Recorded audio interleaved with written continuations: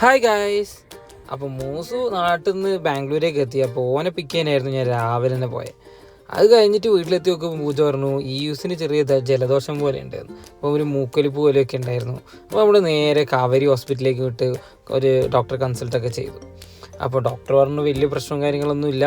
Last week നമ്മൾ travel ചെയ്ത് വന്നതായിരുന്നില്ല ചെന്നൈയിൽ നിന്ന്. അതുകൊണ്ട് പെട്ടെന്ന് ക്ലൈമറ്റ് ചേഞ്ചും കാര്യങ്ങളെല്ലാം ഉണ്ടായതുകൊണ്ടാണെന്ന് തോന്നുന്നു പുള്ളിക്ക് ചെറിയ ഒരു ഇത് വന്നത്.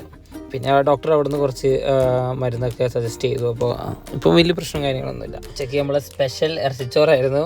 അത് കഴിഞ്ഞ് വർക്കൊക്കെ കഴിഞ്ഞതിന് ശേഷം ഈവനിങ് നമ്മൾ നല്ല ഷോപ്പിങ്ങിനായിട്ട് ഇറങ്ങി.